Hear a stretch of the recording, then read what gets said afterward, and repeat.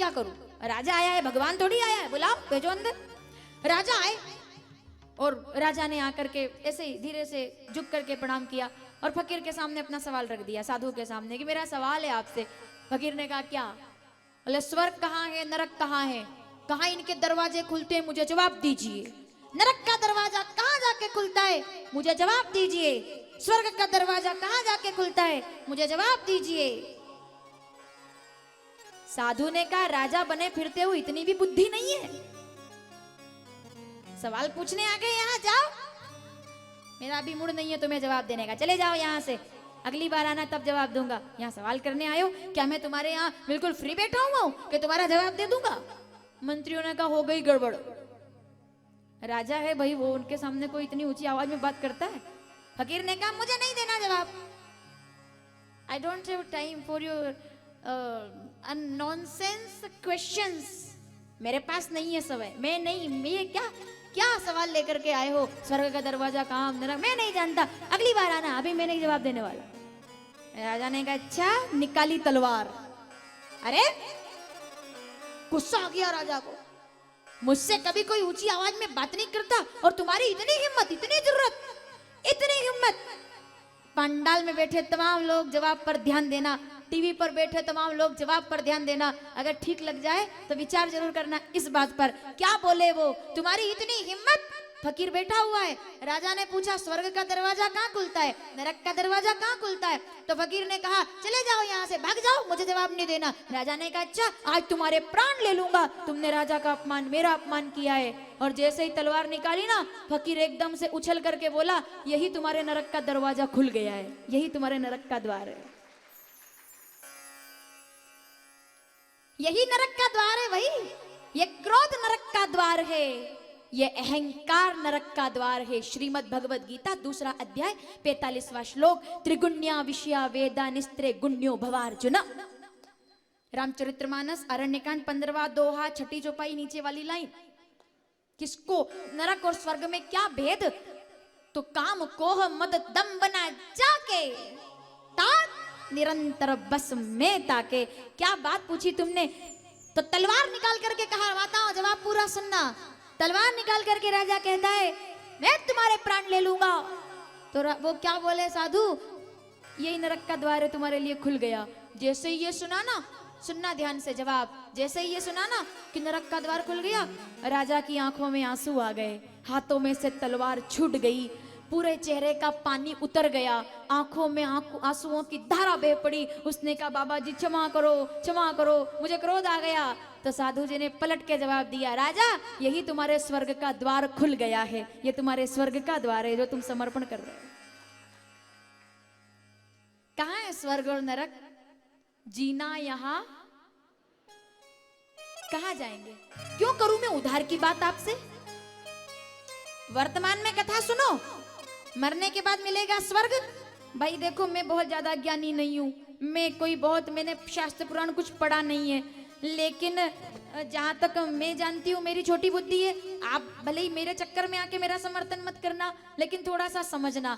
आज पूजा करें उधार की पूजा करके और मरने के बाद कोई स्वर्ग में चले जाएं, मैं व्यक्तिगत रूप से उस बात में विश्वास नहीं करती। मैं तो व्यक्तिगत रूप से उस बात में विश्वास करती हूँ कि जिस घर में एक दूसरे के प्रति सम्मान है, एक दूसरे के प्रति प्रेम है, आदर का भाव है, एक दूसरे के प्रति करुणा का भाव है, वही घर स्वर्ग कहलाता है। जिस घर में एक दूसरे की प्रतिष्ठा है, एक दूसरे के प्रति प्रेम है, आदर का भाव है, वो घर स्वर्ग है। और जिस घर में कितना बड़ा मकान हो लेकिन किसी का सम्मान नहीं है, उससे बड़ा नरक दुनिया में दूसरा नहीं हो सकता है। राजा तुम्हारे स्वर्ग का द्वार खुल गया, तुम्हारे स्वर्ग का द्वार खुल गया। कहाँ है स्वर्ग, जीना यहाँ, मरना यहाँ, इसके सिवा कल खेल में हम हो न हो, गर्दिश में तारे रहेंगे सदा।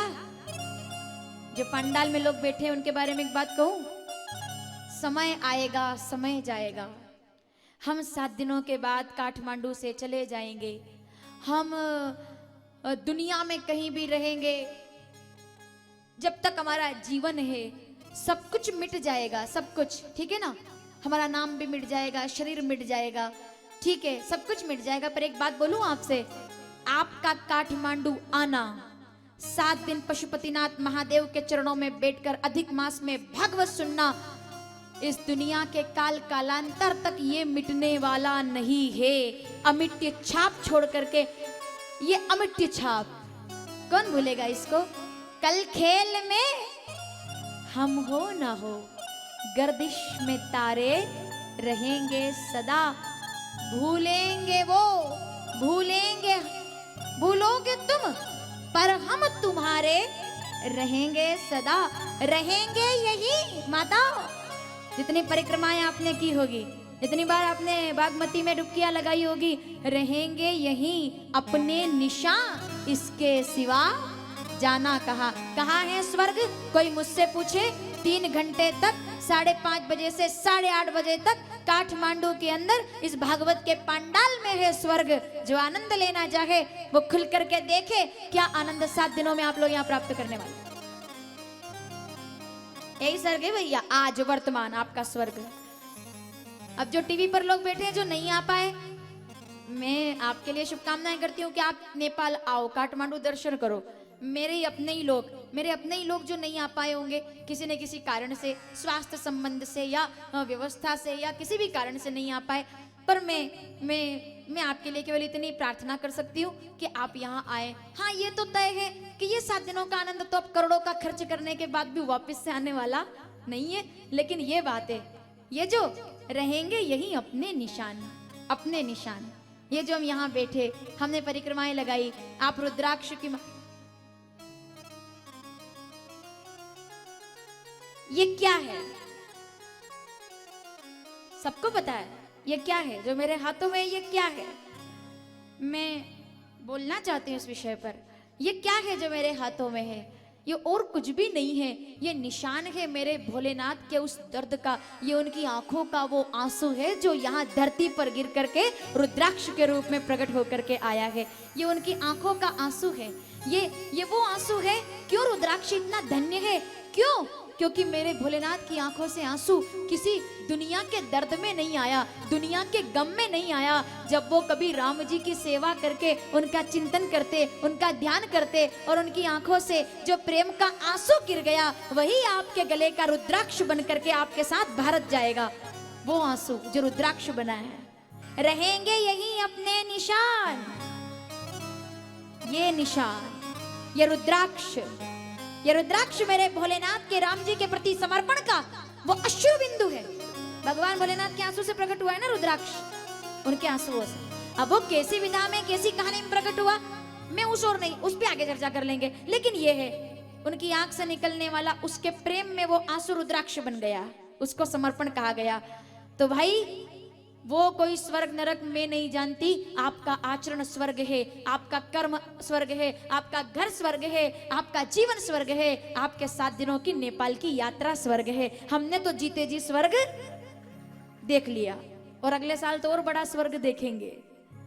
वो तो धरती का है ही सही, वो तो धरती का, मैंने तो जीवन में संकल्प कर लिया है। अब भगवान बस ये पूरा करे जीवन में कि जब तक मैं जीऊंगी, मेरा तो संकल्प है, अब जितना भी जीवन हो, बहुत कम ही हो चाहे, लेकिन जितना भी हो, ये प्रार्थना है कि जिंदगी में सब कुछ हो, लेकिन हर साल मुझे बद्रीनाथ जाने का मौका मिल जाए। मैं तो पशुपतिनाथ महादेव से ये प्रार्थना करती हूँ, हर साल जब तक जीवन है मेरा, तब तक मुझे दशहरे के बाद, दिवाली के पहले बद्रीनाथ जाना ही है। जो लोग चलना चाहें वो सादर आमंत्रित है।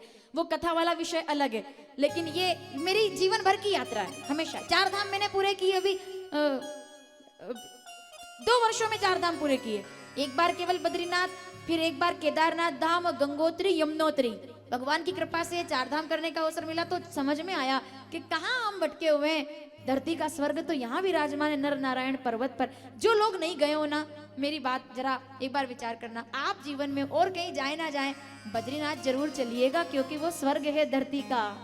पहाड़ों की गोद से बहता हुआ गंगा का पानी और नर नारायण पर्वत, और उस पर बैठे मेरे बद्रीनाथ भगवान, जिनकी साधना आज भी नारद जी आकर के करते हैं। जिनकी पूजा नारद जी आके करते हैं, देवी देवता जहाँ नित्य आकर के और प्रभु का दर्शन करते हैं। मेरे बाबा हम सभी को हर साल आने की प्रेरणा प्रदान कर दे और जब तक जीवन रहे बद्रीनाथ धाम में हमें प्रणाम करने का अवसर मिलता रहे, हम तो ये प्रार्थना करते हैं। तो यही स्वर्ग है, यही नरक है। यक्ष प्रसन्न हो गए। आखिरी सवाल, अब आखिरी सवाल, धर्मराज मुझे बताओ क्या कि सच्चा प्रेम क्या है? शायद ये सबसे बड़ा सवाल है। सच्चा प्रेम क्या है? देहिक प्रेम, वस्तुगत प्रेम, कौन सा प्रेम सच्चा है? सीधे सीधे जवाब दे देते हैं। रामचरितमानस बालकांड 7वां दोहा पहली चौपाई नीचे वाली लाइन। सच्चा प्रेम क्या है? सच्चा प्रेम किसको कहा गया? सच्चा प्रेम उसकी एक चौपाई केवल। किससे प्रेम करें? किससे प्रेम करें? मैं शुरू करूंगी, आप पूरा करेंगे। सिया राम मैं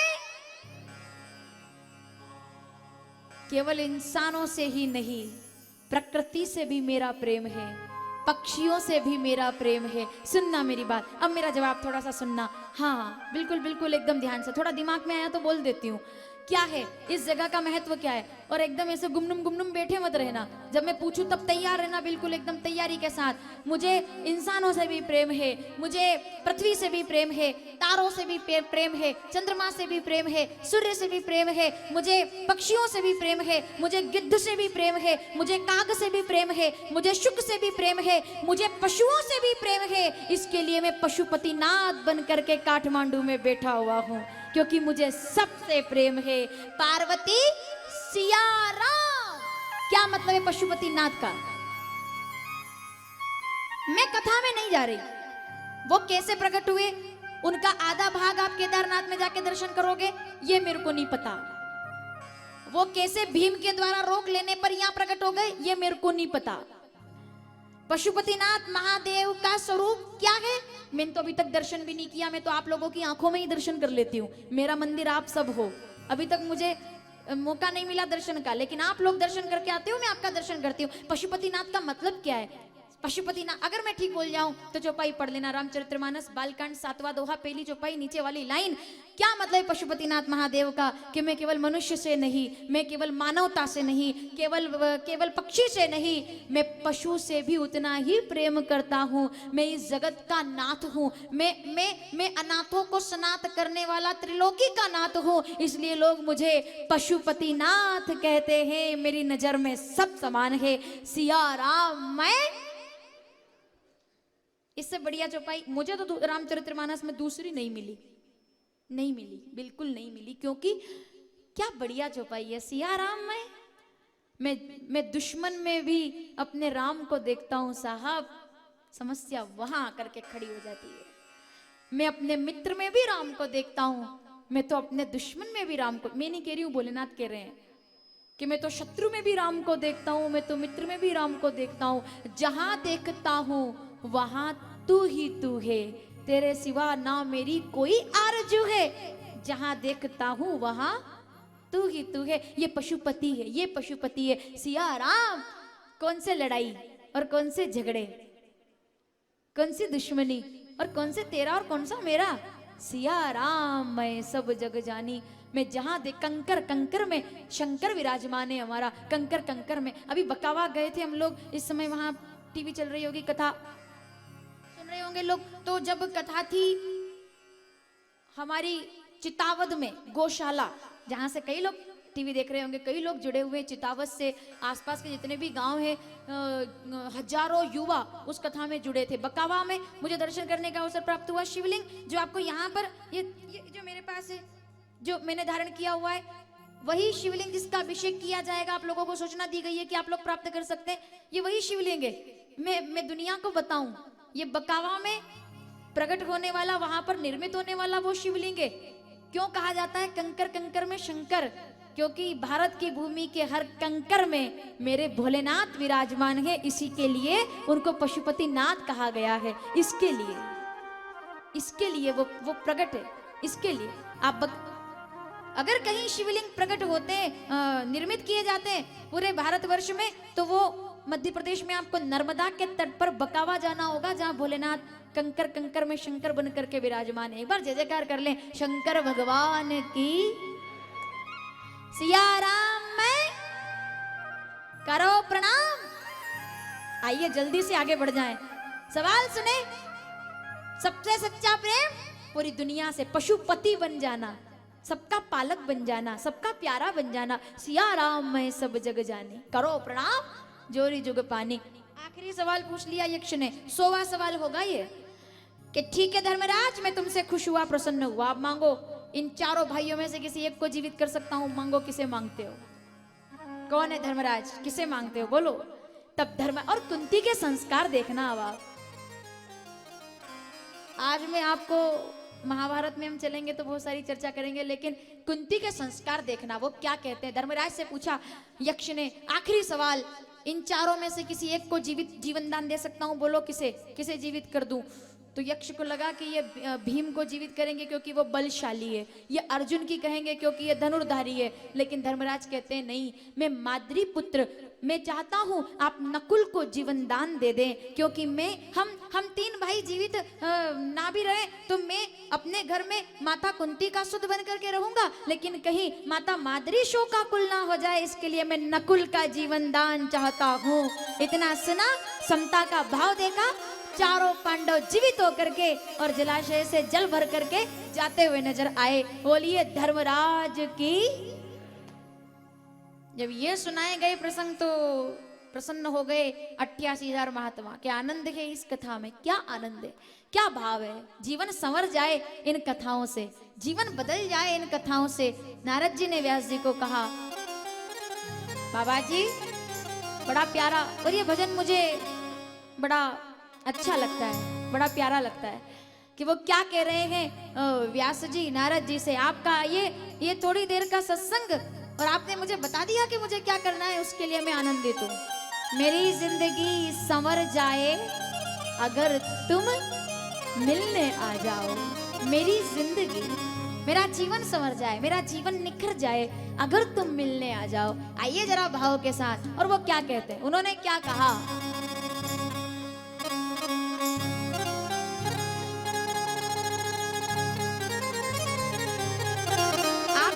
से मुझे आनंद हुआ है, आपके आ जाने से मुझे प्रसन्नता हुई है, आपके यहाँ बात कर लेने से मुझे परम आनंद की प्राप्ति हुई है, और इसके लिए मैं आपको प्रणाम करता। आइए अपने अपने उस इष्ट का हम ध्यान कर ले जिसके आने से हमारा जीवन संवर गया। बाबा क्या कहते हैं,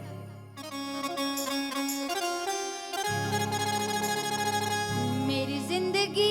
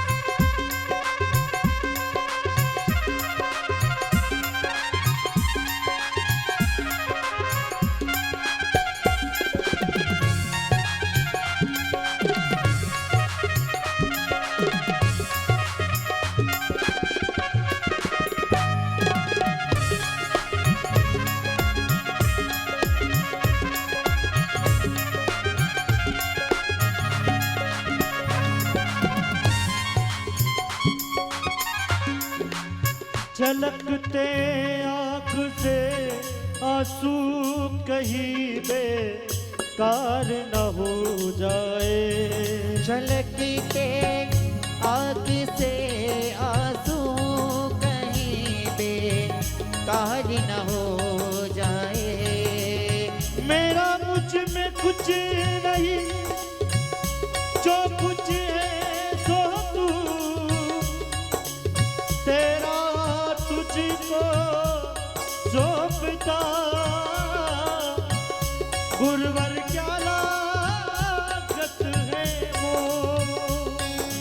झलकते आँख से आंसू कहीं बेकार न हो जाए। झलकते आँख से आंसू कहीं बेकार न हो जाए।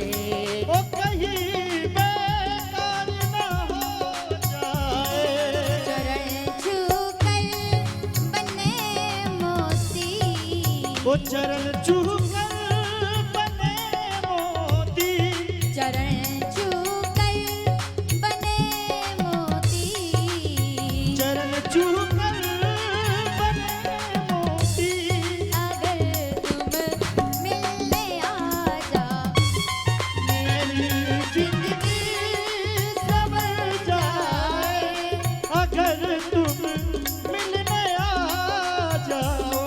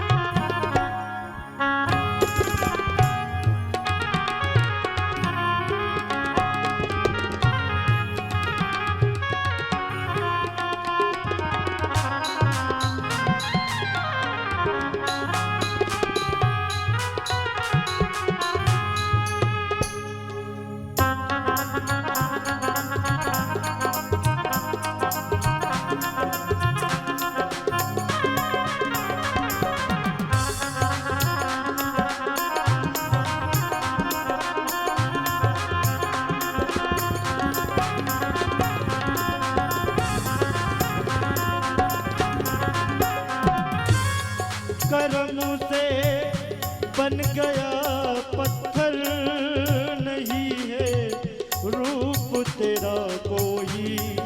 करम से बन गया पत्थर नहीं है रूप मेरा कोई। ओ करम से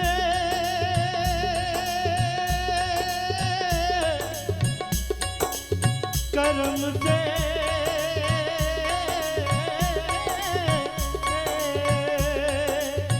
करम से बन गया पत्थर नहीं है रूप तेरा कोई। ओ नहीं है रूप तेरा कोई। सलीके से संवर जाऊं, चल कहते हैं संभल जाऊं, सलीके से निखर जाऊं, सलीके से संभल जाऊं।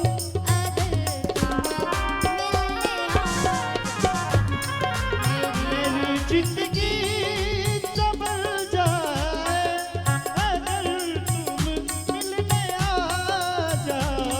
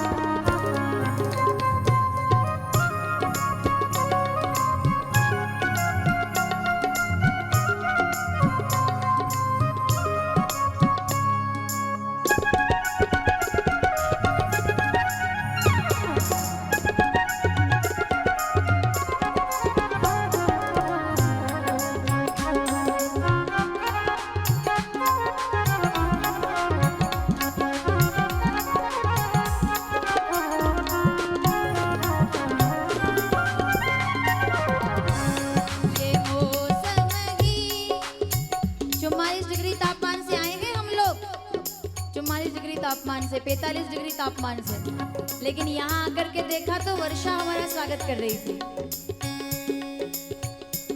पानी गिर रहा है वही नेपाल में, क्यों गिर रहा है? ये साधारण वर्षा नहीं है, अमृत वर्षा बरस रही है। अमृत वर्षा, ये अमृत वर्षा है। बरसई राम सुजस बरबारी, मधुर मनोहर मंगलकारी। अमृत वर्षा हो रही है, अमृत वर्षा, बूंदे अमृत की है ये मौसम ही बदल जाए, मौसम ही बदल जाए, जमाना मुझसे जल जाए, जमाना मुझसे जल जाए, अगर तुम मेरे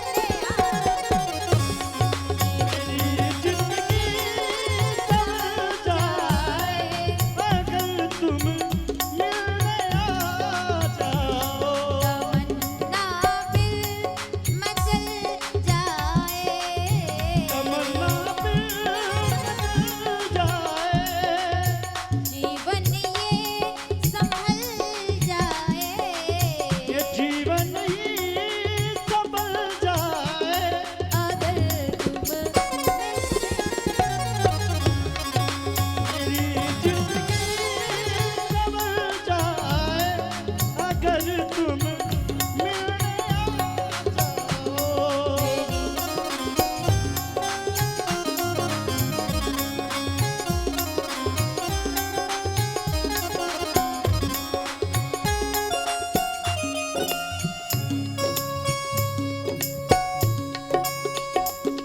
अगर तुम मिलने आ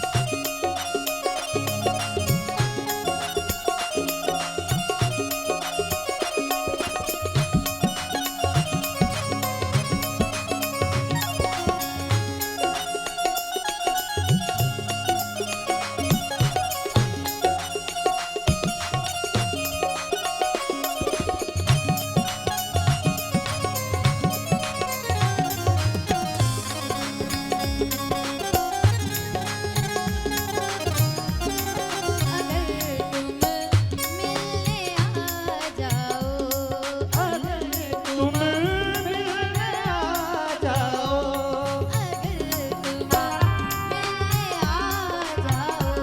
अगर तुम मिलने आ जाओ, अगर तुम मिलने आ जाओ, अगर तुम मिलने आ जाओ, अगर तुम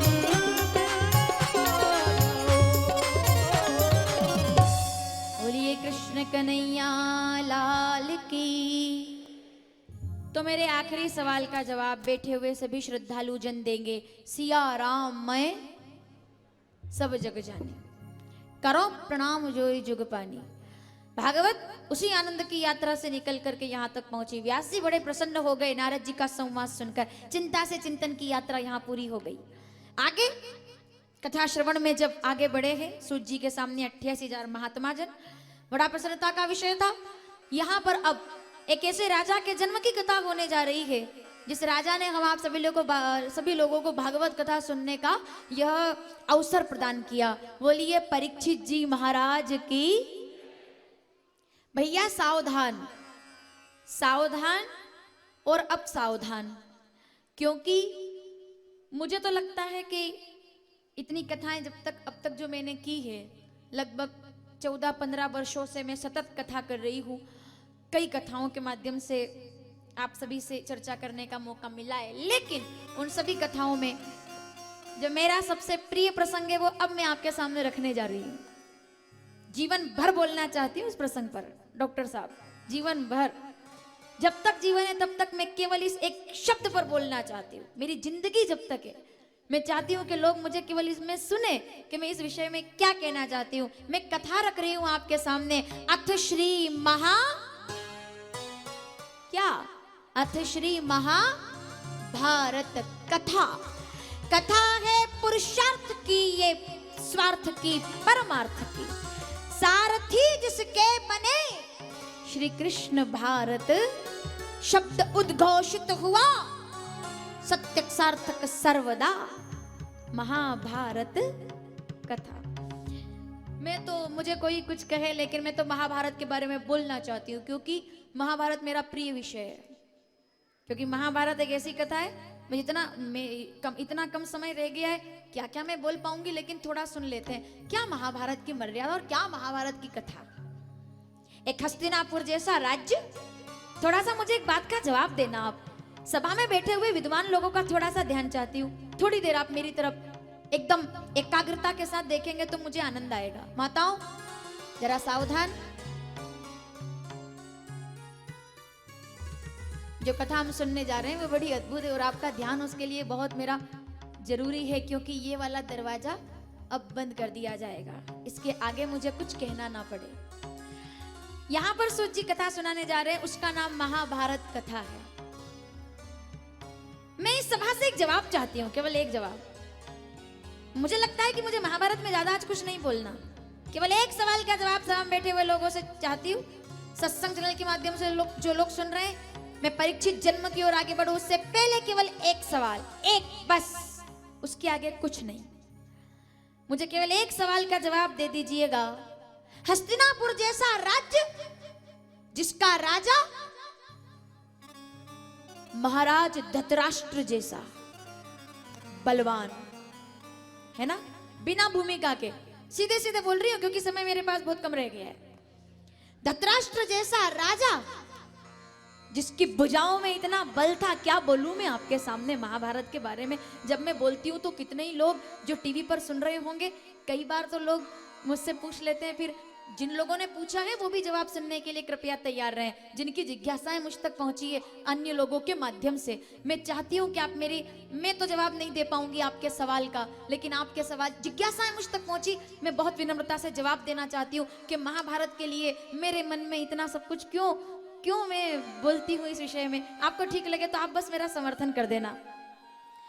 धृतराष्ट्र जैसा जिस राज्य का राजा, जिसकी भुजाओं में अपरिमित बल, के भीम से केवल ये कह दिया था कि मैं तुम्हें गले लगाना चाहता हूं। जानते हो ना आप लोग, मैं आपको उस राजा का परिचय दे रही हूं, उस राजा का। ऐसे ही ना समझे आप धृतराष्ट्र को। कन्हैया जी कहते हैं भीम क्या बोले, तातश्री बोले मुझे गले लगाना चाहते हैं, उनकी ममता उमड़ करके आ रही है। कन्हैया जी कहते हैं ममता तो उमड़ रही है लेकिन तुम्हारे लिए नहीं, उनके दिवंगत पुत्र दुर्योधन के लिए। और भाई जा तो रहे हो लेकिन अकेले मत जाना, अपना लोहे का पुतला साथ में लेके जाना। भीम ने कहा क्या प्रभु आप भी कभी कभी मजाक कर लेते हो, पुतले का क्या काम। भगवान कहते हैं जो मैं कह रहा हूं वो करके जाना, वरना वो क्या कहते हैं, जाको राखे। भीम पुतला लेके जाना भाई मेरे। भीम पुतला लेकर के गए। ताजश्री ने कहा, अंधे राजा ने कहा बेटा मेरे तो 100 पुत्र रहे नहीं, मैं तुम्हें गले लगाना चाहता हूँ, आओ मेरे गले लग जाओ। तो भीम ने जैसा कि भगवान ने कहा था अपना पुतला आगे कर देना, भीम ने अपना लोहे का पुतला आगे कर दिया। और जब धृतराष्ट्र दौड़ के आए, और साहब क्या बोलूं उस राजा के विषय में। वो राजा रहे हैं हस्तिनापुर के, अंधे राजा रहे हैं, ठीक है, लेकिन एक मासूम भोला सा एक, क्योंकि बल है ना उसके पास, तो उसने चतुरता का प्रयोग नहीं किया। पिता मुझे गले लगाने के लिए बुला रहे हैं, पिता ही है ना, पिता समान है। इनके पिता का तो स्वर्गवास हो गया, तो ये तो धृतराष्ट्र को पिता मानते, तो पिता मुझे गले लगाने के लिए बुला रहे हैं। तो वो भीम से कहते हैं प्यारे मैं तुम्हें गले छल। महाभारत की तो पूरी कथा ही षड्यंत्र से भरी हुई है। मैं नहीं है मुझ में सामर्थ्य कि मैं 1 घंटे में पूरी कर सकूं ये कथा, बहुत कुछ बोलना है मुझे। मैं तुम्हें गले लगाना चाहता हूं। और वो मासूम सा बच्चा जिसको कभी खीर में जहर मिला करके दुर्योधन ने मारने का प्रयास कर दिया, कभी लाक्षागृह में जला करके मामा शकुनी की चाल फेल हो गई, आज धृतराष्ट्र कह रहा है मैं तुम्हें गले लगाना चाहता हूं, आई वाना हग यू, मैं बस तुम्हें गले लगाना चाहता हूं। भीम दौड़ करके गए तो भगवान ने कहा भाई सावधान। तो भीम ने पुतला आगे कर दिया, धृतराष्ट्र दौड़े, गले लगाया, और गले लगाया ना तो पुतले के कान में क्या कहा, तुमने मेरे प्यारे बेटे दुर्योधन को मारा है, मैं तुम्हें छोड़ने वाला नहीं हूं। अपनी भुजाओं से पुतले को मसल करके रख दिया, चूर चूर कर दिया पुतले को। और जब वो वज्र टूटने की आवाज आई तो अंधे राजा को लगा कि भीम की हड्डियां टूट रही है, चूर चूर कर दिया पुतला। तुमने मारा है दुर्योधन को, मैं तुम्हें नहीं छोड़ूंगा, मैं तुम्हें नहीं छोड़ूंगा। ऐसा कहकर के खुश हो गया राजा। कि मुझे क्षमा करना कुंती, लेकिन मेरा दुर्योधन जीवित नहीं रहा, तुम्हारे भीम को भी जीने का कोई अधिकार मैं नहीं दे सकता था, मैंने इसके लिए इसे मार डाला। इतना कहा तो भीम ने जाके पैर पकड़ लिए, पिताजी जय तात जय हो।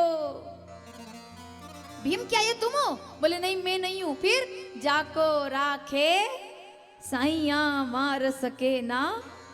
अब मुझे जवाब देना, जिस राजा की भुजाओं में इतना बल है कि वो लोहे को चूर कर सकता है, धृतराष्ट्र जैसा जिस राज्य का राजा, ठीक है मैं विशेषताएं बता रही हूं और सवाल सुनना मेरा।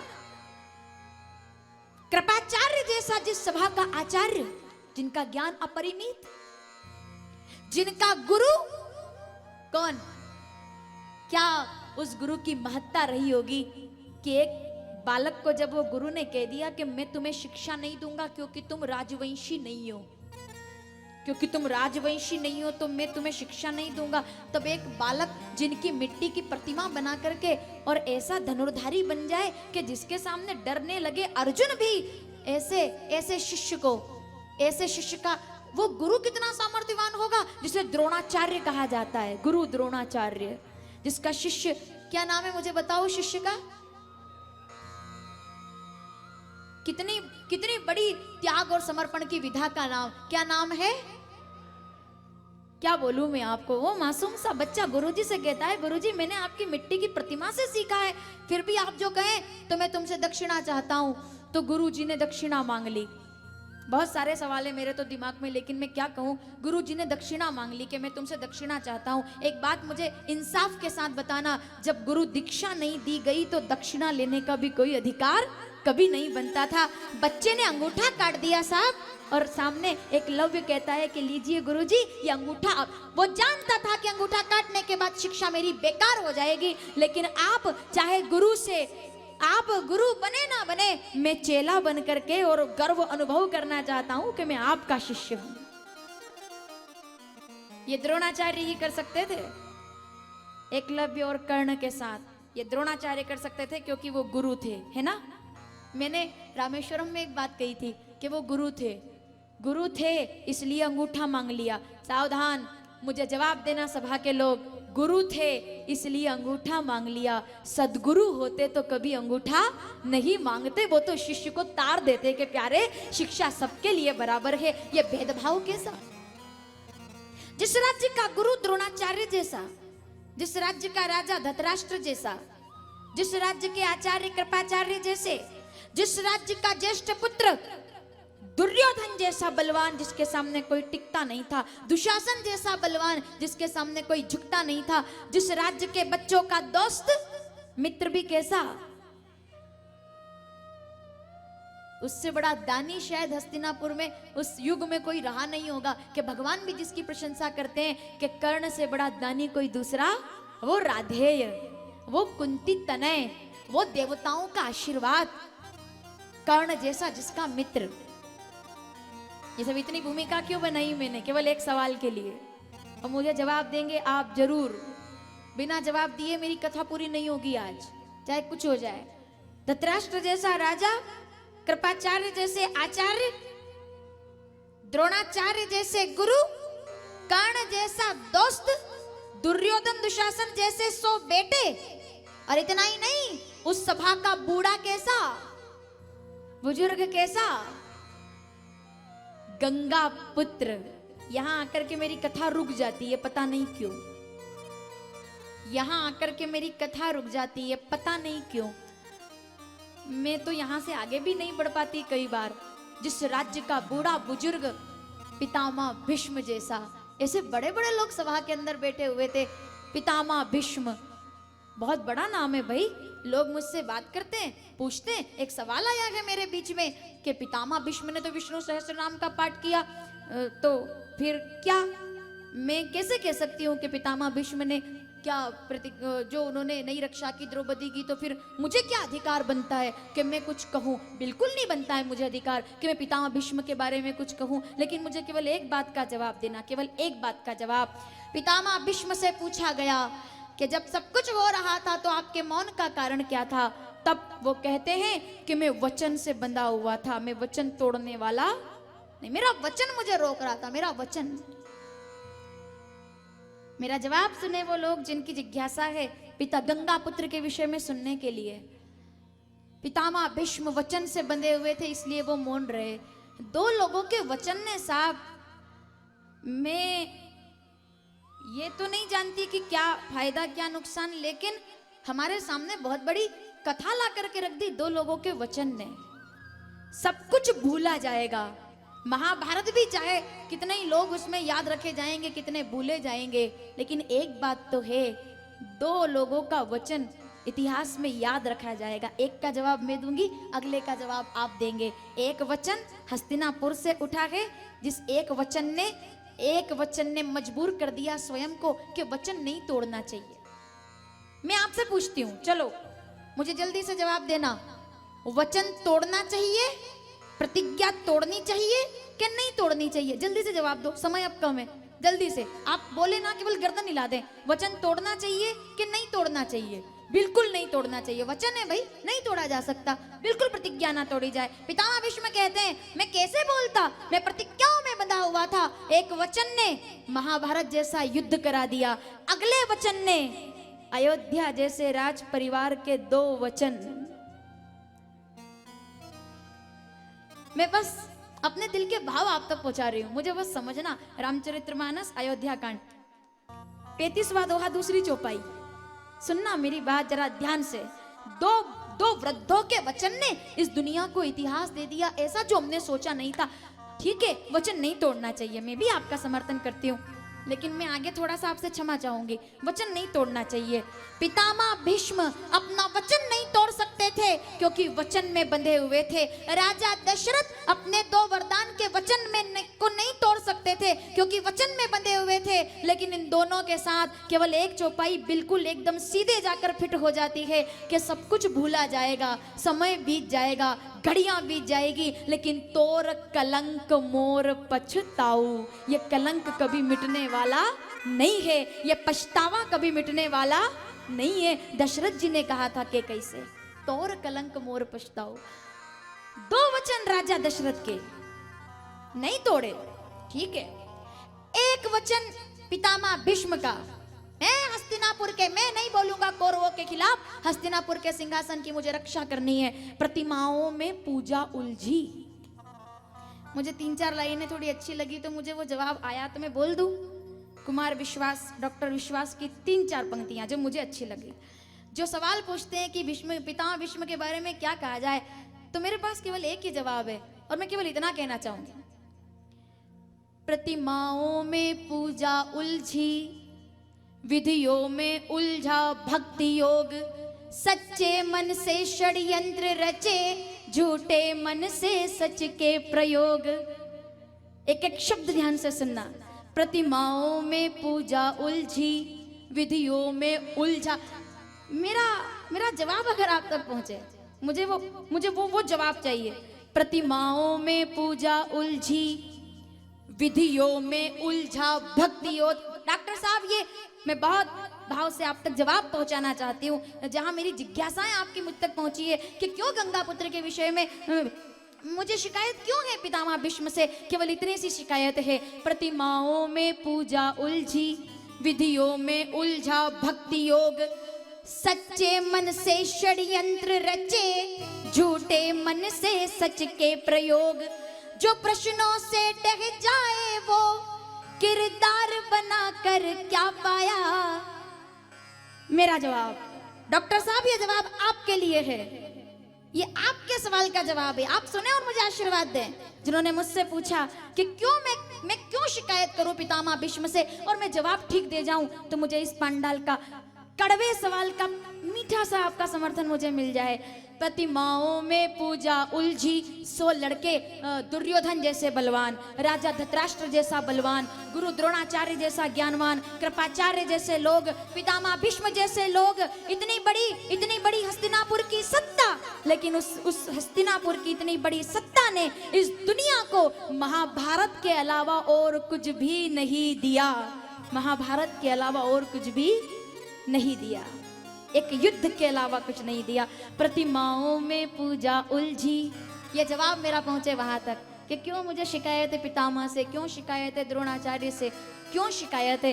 प्रतिमाओं में पूजा उलझी, विधियों में उलझा भक्ति योग, सच्चे मन से षड्यंत्र रचे, झूठे मन से सच के प्रयोग। जो प्रश्नों से डह जाए वो किरदार बना कर क्या पाया, जो शिलालेख बनता उसको अखबार बना कर क्या पाया, जो शिलालेख बनता उसको अखबार बनाकर। आज तो हमें यह चर्चा करनी चाहिए थी कि हस्तिनापुर के इतने लोग इतिहास में कोई ऐसा काम करके गए कि पूरी दुनिया उनको याद रखनी चाहिए थी। कोई जीता कोई हारा, लेकिन उस महाभारत के अलावा हस्तिनापुर के राज्य से हमें कुछ भी नहीं मिला। इतने बड़े बड़े लोग, मुझे जवाब दे क्या मेरा सवाल गलत है? आपकी तालियों से मुझे पता चले थोड़ा सा, मुझे ऐसा समझ में नहीं आता। अभी मोहना में कथा चल रही थी, हमारा पास में गांव मोहना में जब कथा चल रही थी, मैंने वहां थोड़ा सा महाभारत के विषय में कहा, तो साहब मैं बिल्कुल झूठ नहीं बोलूंगी, व्यासपीठ पर 8-10 बुजुर्ग कथा के बाद मेरी गाड़ी के पास आए। मैं सच बता रही हूँ, मोहना गांव के कुछ लोग, तो वो मेरे पास गाड़ी के पास आए। जब मैं जाने लगी तो वो क्या कहने लगे मुझसे कि वर्षा जी एक बात कहना चाहते हैं। कि क्या? जो आपने आज